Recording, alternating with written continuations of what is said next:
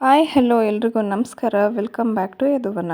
ಮನೆಯಲ್ಲಿ ಕೊಬ್ಬರಿ ಮತ್ತು ಬೆಲ್ಲ ಇದ್ರಂತೂ ಏನಾದರೂ ಸ್ವೀಟ್ಸ್ ಮಾಡ್ತಾನೆ ಇರಬೇಕು ಅಂತ ಅನ್ನಿಸ್ತಾ ಇರುತ್ತೆ. ಹಾಗಾಗಿ ಇವತ್ತು ಕೊಬ್ಬರಿ ಲಾಡ್ ಮಾಡ್ತಾ ಇದ್ದೀನಿ. ಮುಂಚೆ ಕಾಯಿ ಮತ್ತು ಬೆಲ್ಲ ಉಪಯೋಗಿಸಿ ಕೊಬ್ಬರಿ ಮಿಠಾಯಿ ಮಾಡಿ ಅಪ್ಲೋಡ್ ಮಾಡಿದ್ದೀನಿ.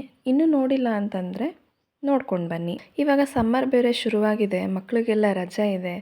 ಮನೇಲಿದ್ದರೆ ಮಮ್ಮಿ ಏನಾದರೂ ಕೊಡಿ ಅಂತ ಕೇಳ್ತಾನೆ ಇರ್ತಾರೆ. ಸೊ ಹಾಗಾಗಿ ಅವ್ರಿಗೆ ನಾನಿವತ್ತು ಕೊಬ್ಬರಿ ಲಾಡನ್ನ ಮಾಡಿ ಇಡ್ತಾಯಿದ್ದೀನಿ. ಮೊದಲಿಗೆ ನಾನಿಲ್ಲಿ ಒಂದು ದೊಡ್ಡ ಬೌಲ್ ಅಳತೆನಲ್ಲಿ ಕೊಬ್ಬರಿ, ಅದಕ್ಕೆ ಅರ್ಧದಷ್ಟು ಬೆಲ್ಲ, ಕಡಲೆಕಾಯಿ ಬೀಜ ತೊಗೊಂಡಿದ್ದೀನಿ, ಗಸಗಸೆ ಮತ್ತು ಗೋಡಂಬಿ ಮತ್ತು ದ್ರಾಕ್ಷಿ, ಖರ್ಜೂರ, ಸ್ವಲ್ಪ ಏಲಕ್ಕಿ, ಒಂದು 4 ಏಲಕ್ಕಿ. ಮೊದಲಿಗೆ ಕಡಲೆ ಬೀಜನ ಹುರಿದು ಪುಡಿ ಮಾಡಿ ಇಟ್ಕೋಬೇಕು. ಪುಡಿ ಅಂದರೆ ಫೈನ್ ಪೌಡ್ರ್ ಮಾಡೋ ಹಾಗಿಲ್ಲ, ಸ್ವಲ್ಪ ತರ್ತರಿಯಾಗಿರೋ ಥರ ಪೌಡ್ರ್ ಮಾಡಿ ಇಟ್ಕೋಬೇಕು. ಇಷ್ಟು ಹುರಿದ್ರೆ ಸಾಕು. ಸಿಪ್ಪೆ ಬಿಡಿಸಿ ಪುಡಿ ಮಾಡಿ ಇಟ್ಕೋಬೇಕು.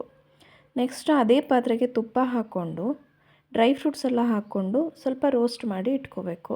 ಡ್ರೈ ಫ್ರೂಟ್ಸ್ ಯಾವುದು ಬೇಕಾದರೂ ಹಾಕ್ಕೋಬೋದು, ಅದು ನಿಮ್ಮ ರುಚಿಗೆ ತಕ್ಕಂತೆ ಬಿಟ್ಟಿದ್ದು.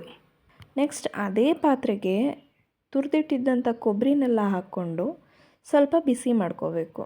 ತುಂಬ ಉರಿಯೋ ಅವಶ್ಯಕತೆ ಏನಿಲ್ಲ.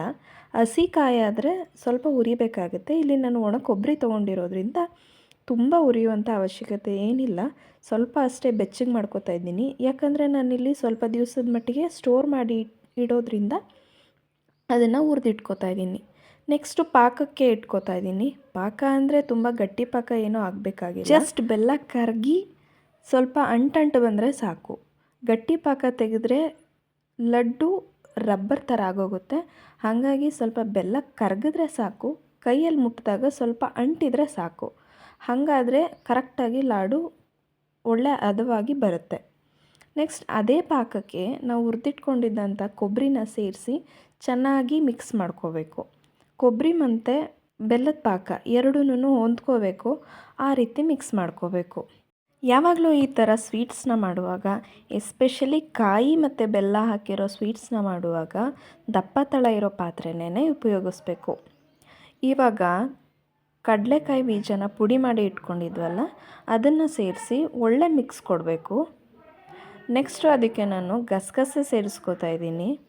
ಆಮೇಲೆ ಹುರಿದಿಟ್ಟಿದ್ದಂಥ ಡ್ರೈ ಫ್ರೂಟ್ಸ್ನ ಸೇರಿಸ್ಕೋತಾ ಇದ್ದೀನಿ. ಡ್ರೈ ಫ್ರೂಟ್ಸ್ ನಮಗೆ ಯಾವ್ದು ಇಷ್ಟ ಆಗುತ್ತೆ ಅದನ್ನೆಲ್ಲ ಸೇರಿಸ್ಕೋಬೋದು, ಯಾವುದೇ ರಿಸ್ಟ್ರಿಕ್ಷನ್ಸ್ ಇಲ್ಲ.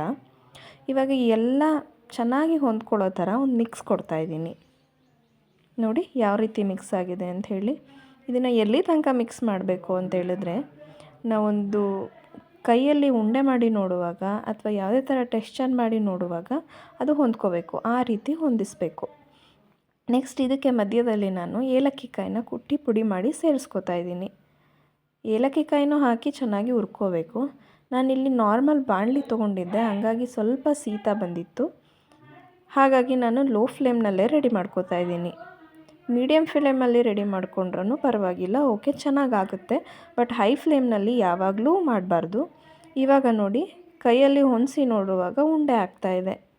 ಈ ರೀತಿ ಆದರೆ ಕೊಬ್ಬರಿ ಲಡ್ಡು ರೆಡಿಯಾಗಿದೆ ಅಂತ ಅರ್ಥ.